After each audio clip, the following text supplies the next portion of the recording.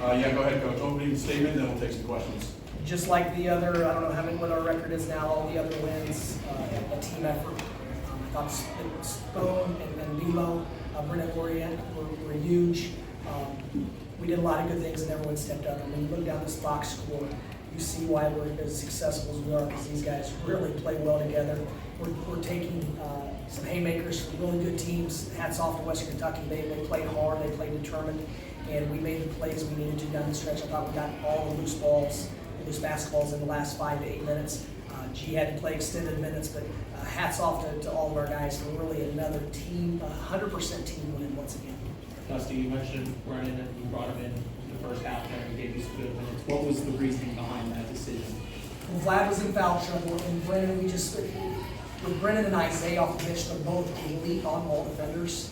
And Brennan gave up a basket or two, forcing tough shots. We have a tendency to overreact to a possession or two. I thought our guys stayed the course, but just a jolt of defensive energy.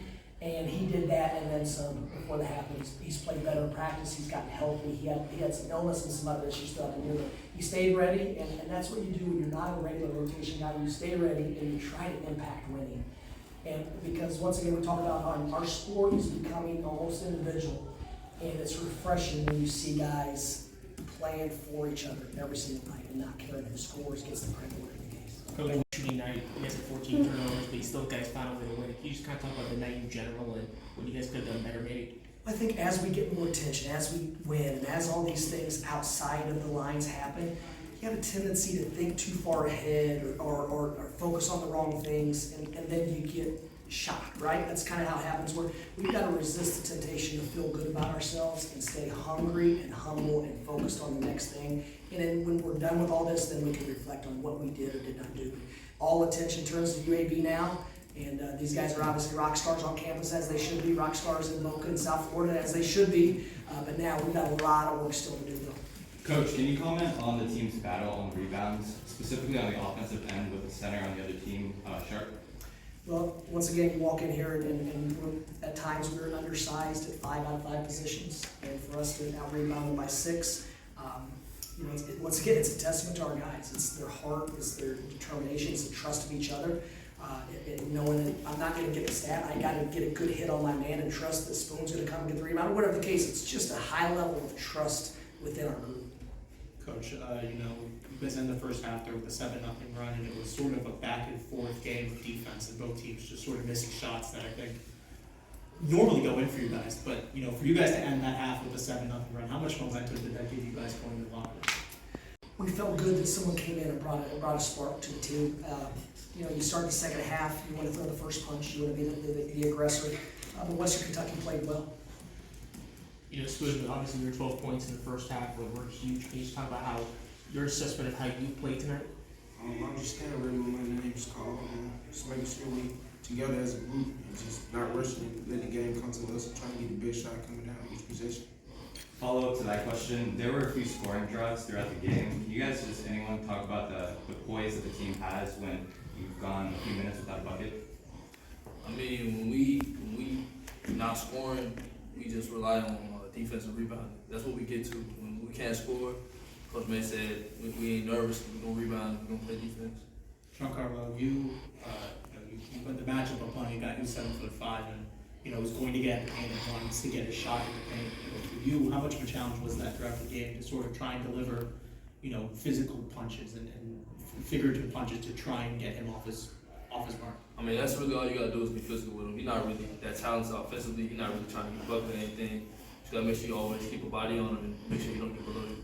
Carl, talk a little bit about the success. I remember when I interviewed last year and you talked about how you believed in this team and that you knew through your years here that some good things were going to happen. Talk about your feelings of now seeing that talk you had coming to fruition.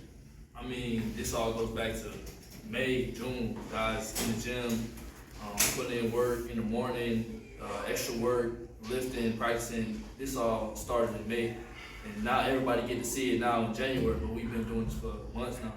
Another game where I don't think he shot very well, but again, makes plays down the stretch that helps you guys win a game.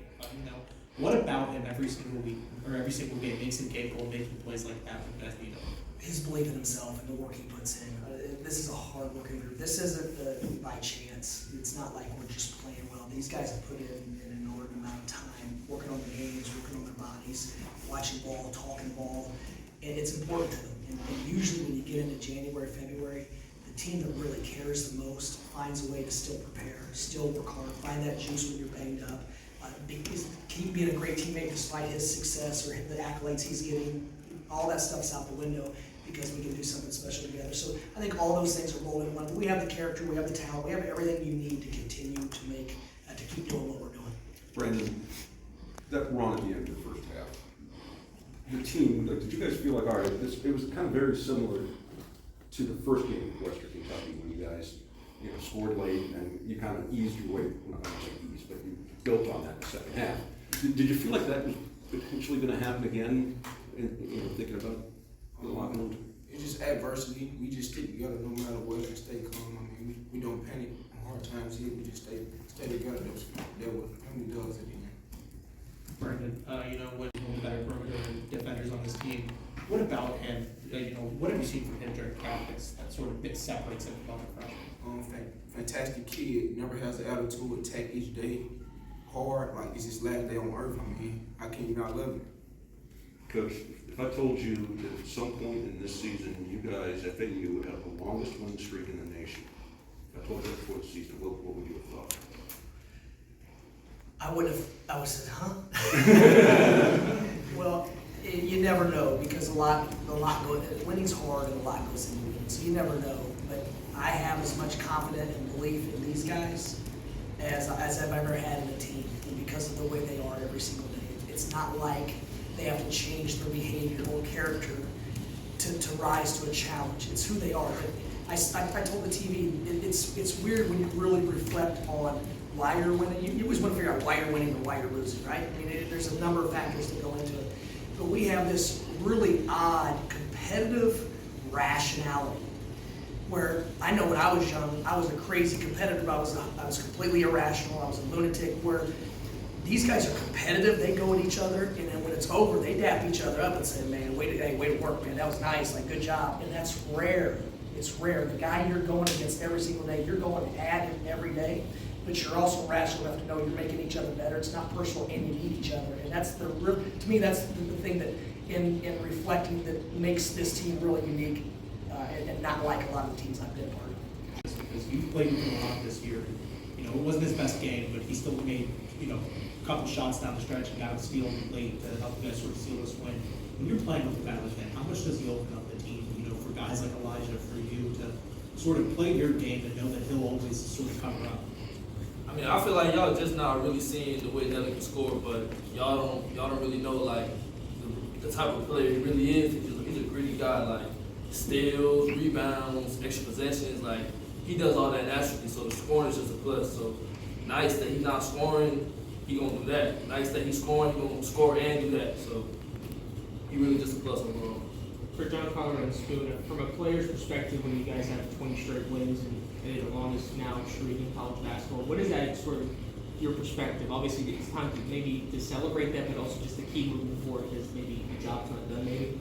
Not really celebrate. It's more of a plus. More of just like this is what happens when you work. This is what happens when you prep every day. This is what happens when you prepare the right way. And we just gotta keep going. It's not really so much a celebration.